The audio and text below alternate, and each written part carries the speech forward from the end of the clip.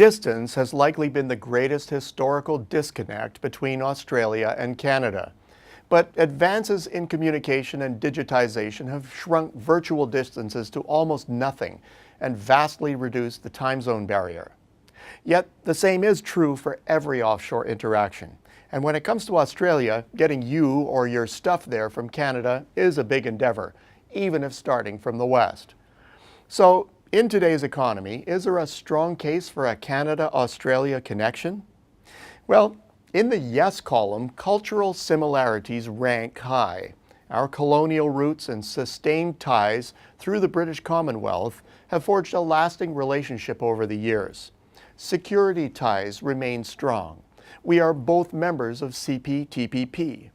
Our economies are also similar in terms of population size and geographic concentration, industrial mix, and approach to policy, among other features.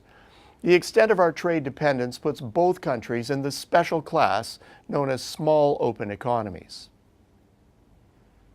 So, case closed? Not exactly. Traditionally, economics puts greater value on relationships between dissimilar economies.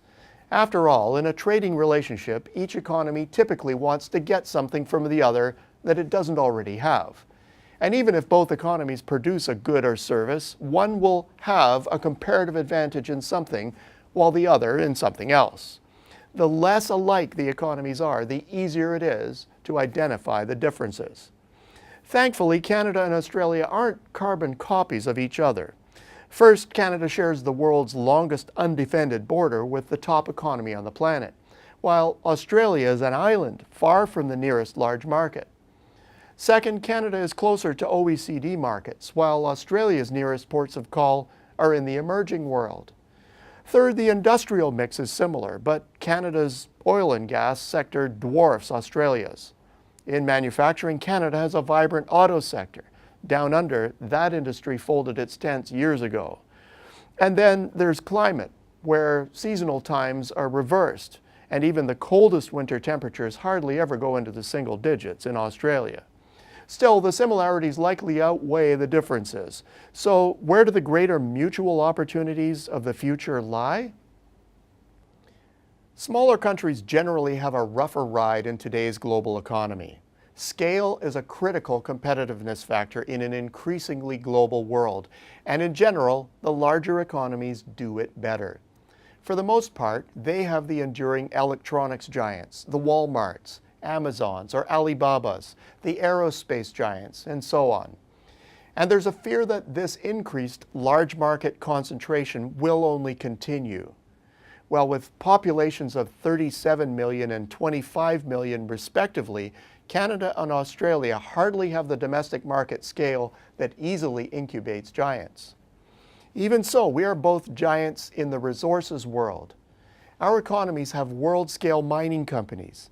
In food, we are both among the Earth's more significant net exporters.